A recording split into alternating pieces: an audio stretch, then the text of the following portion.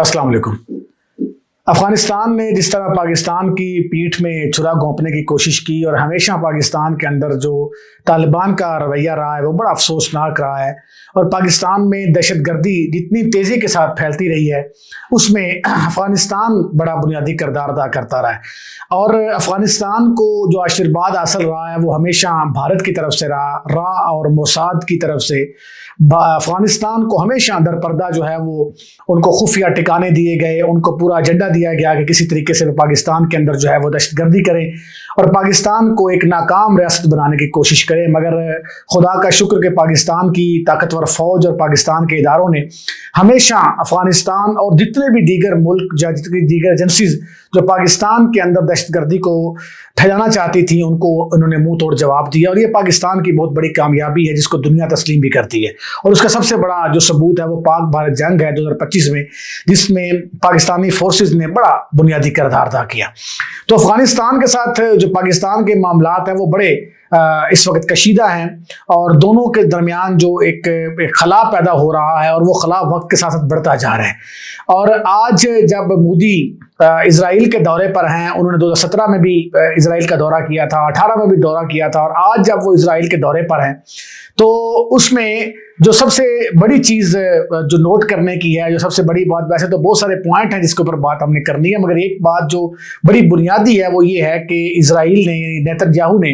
और मोदी ने मिलकर जो है वो तालिबान, अफगानिस्तान में तालिबान के साथ यकजहती और इत्तेहाद का ऐलान किया है। और जिस तरह मोदी का इस्तिकबाल किया गया, बाद में मोदी ने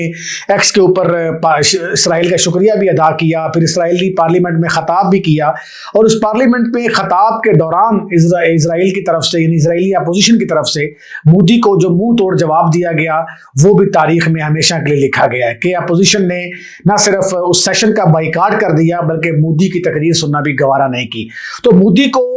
सिर्फ और सिर्फ आप यूँ समझे कि नेतन्याहू ही पार्लियामेंट में बैठ के सुन रहा था, बाकी जिस तरह उसका बाइकाट किया गया, उसके खिलाफ नारेबाजी की गई और फिर मोदी को इंडिया के अंदर से भी, इंडियन अपोजिशन की जानिब से भी तनकीद का निशाना बनाया जा रहा है। भारत के अंदर भी जो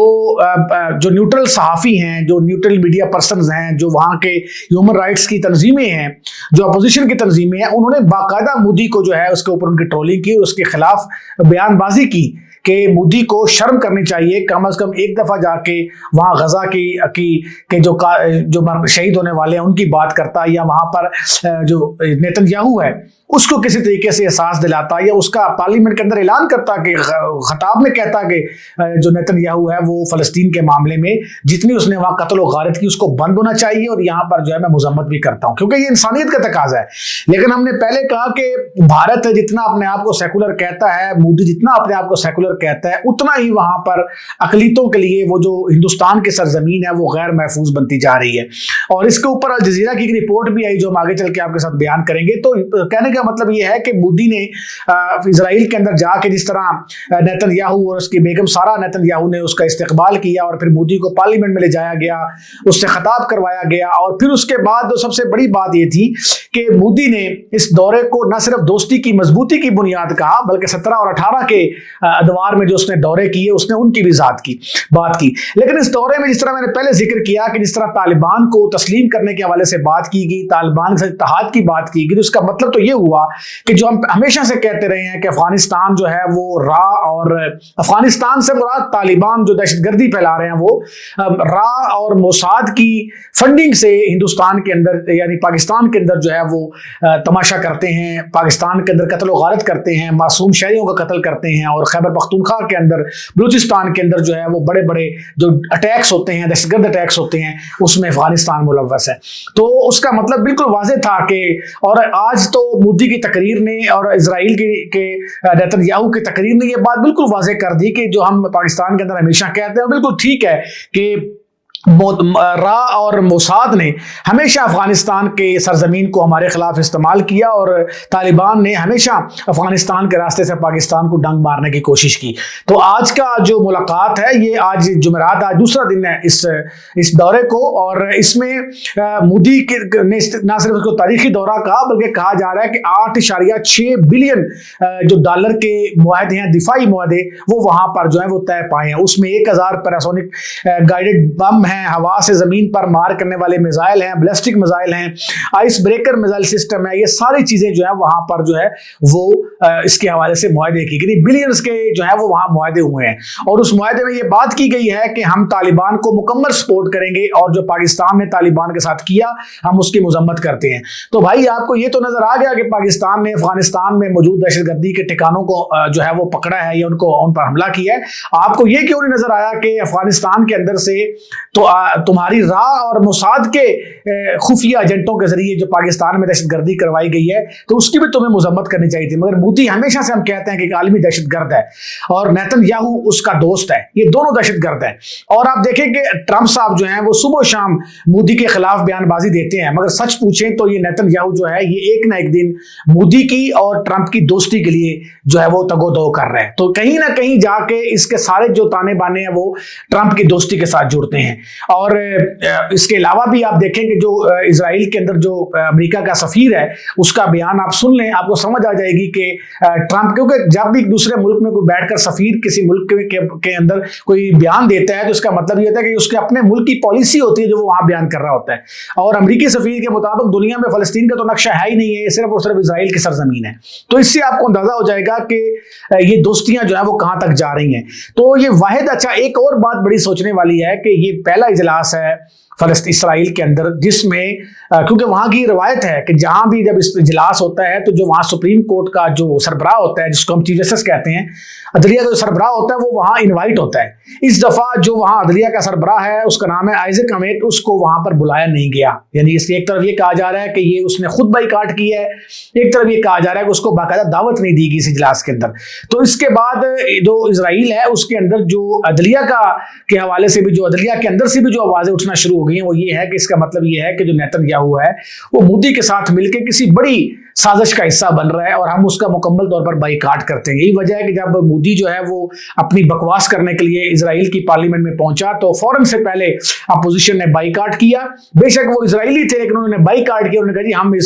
اس کے ساتھ کھڑے نہیں ہوتے, کیونکہ نیتن یاہو بھی اسی ڈگر پر چل رہا ہے اور مودی بھی اسی ڈگر پر چل رہا ہے. تو ایک طرف یہ صورتحال ہے, دوسری طرف آپ دیکھ لیں کہ غزہ بورڈ آف پیس بنتا ہے, اس کے اندر جناب فلسطین کا کوئی نمائندہ شامل نہیں ہوتا, اور اس ساری پیس بننے کے بعد بھی, بورڈ آف پیس بننے کے بعد بھی فلسطین کے اندر نہ جارحیت ختم ہوئی ہے نہ ظلم و ستم ختم ہوا ہے, اور پاکستان کے جو پرائم منسٹر ہیں وہ بھاگ کے جا کے وہاں ان کے ساتھ سلام دعا لینے وہاں بیٹھنے کی کوشش کر رہے ہیں. تو پھر کیا اگر ہم اس موقع پر اسرائیل کے ساتت بیٹھتے ہیں یا اس کو تسلیم کرتے ہیں تو اس کا مطلب ہے ہم نے بابائے قوم کے ساتھ بھی غداری کی ہے اور ہم نے پاکستان کے ساتھ بھی غداری کی ہے. اس دورے میں ایک اہم بات یہ ہے کہ مودی کو اسپیکر آف دی کیرسٹ میڈل کا بھی دیا گیا, اور یہ میڈل پہلی بار کسی غیر ملکی کو دیا گیا ہے, اور اس کو اسٹیٹ کا سب سے بڑا اعزاز بھی کہا جاتا ہے جو مودی کو وہاں پر تقریر کے بعد یعنی پارلیمنٹ کے اندر اس کو پہنایا گیا, اور اس میڈل کی تصویریں بھی آپ اسکرین کے اوپر دیکھ رہے ہیں. آج الجزیرہ میں ایک انتہائی اہم رپورٹ چھپی ہے, یشراج شرما ہیں, ایک بہت اہم صحافی ہیں, شاید انڈین ہیں, انہوں نے اس جو آرٹیکل الجزیرہ میں چھپا انہوں نے کہا کہ مودی جو ہے وہ مقبوضہ کشمیر کے اندر 2019 سے وہ بلڈوزر پالیسی پر عمل کرنا چاہ رہا ہے, جو پالیسی نیتن یاہو جو ہے وہ اسرائیل کے اندر جس کو چلا رہا ہے. اور وہ پالیسی کیا ہے کہ اسرائیل کے یعنی فلسطینیوں کی زمینوں پر قبضہ کیا جائے, ان کی جائیداد پر قبضہ کیا جائے, وہاں قتل و غارت کی جائے, وہاں بچوں کو قتل کیا جائے, خواتین کو شہید کیا جائے, اور فلسطین کی جو سرزمین ہے اس پر غیر قانونی قبضے کیے جائیں. اس کو بلڈوزر پالیسی کہا گیا. اور اس نے یہ کہا کہ جو مودی ہے اس نے 2019 سے ہندوستان کے اندر مقبوضہ کشمیر کے لیے بلڈوزر پالیسی کے لیے کام کرنا شروع کر دیا ہے. تو در پردہ وہ سب کچھ کر رہا ہے. 2 دن پہلے ایک اور ویڈیو وائرل ہوئی, اکھاڑ کو علاقہ ہے ہندوستان کے اندر, وہاں پر ایک مسلمان نماز پڑھ رہا تھا کھیتوں میں, تو وہاں پر جو ہندو ہیں انہوں نے اس شخص پر ظلم و ستم کیا. اس کی ویڈیو جو ہے وہ مختلف میڈیا کے اوپر آپ نے دیکھی بھی. اس کے علاوہ 2025 کے اندر کرسچن کمیونٹی کے اوپر بے تحاشا حملے کیے گئے, چرچ پر حملے کیے گئے ہندوستان کے اندر, اور اس کے پیچھے بھی مودی جو ہے وہ کھڑا ہوا تھا. تو اسی لیے ہم کہتے ہیں کہ مودی جو ہے وہ صرف جو ہندوستان کی سرزمین ہے, یہ جو مودی ہے وہ صرف مسلمانوں کے لیے خطرہ نہیں ہے, وہ کرسچن کمیونٹی کے لیے بھی خطرہ ہے. تو ہندوستان کے اندر اقلیتیں غیر محفوظ ہیں, اور یہ جو اپنے آپ کو کہتا ہے جی میں بڑا سیکولر ہوں اور ہندوستان بڑا سیکولر ہے, اور ہم جو ہے وہ ہم جو ہے, کیونکہ وہ 22-23 کروڑ سے زائد یعنی 25 کروڑ پلس وہاں مسلم کمیونٹی ہے, اور جو کرسچن کمیونٹی ہے وہ بھی کروڑوں میں ہے وہاں پر. لیکن وہاں پر جب مودی کی طرف سے اس طرح کی بدماشی کی جاتی ہے اور پھر اب اسرائیل اس کو سپورٹ کر رہا ہے اور پاکستان کے اندر ہونے والی دہشت، ان طالبان کو سپورٹ کرنے کا مطلب یہ ہے کہ مودی اور جو نیتن یاہو ہے وہ ہندوستان کی طرف سے اور اسرائیل کی طرف سے پاکستان کی سرزمین کے خلاف پروپیگنڈا کرنے کے لیے طالبان کو استعمال کریں گے۔ تو طالبان جو ہے اس کو کم از کم اس چیز کا حیا کرنا چاہیے کہ پاکستان ایک اسلامی سرزمین ہے، افغانستان ایک اسلامی ملک ہے، تو یہ جو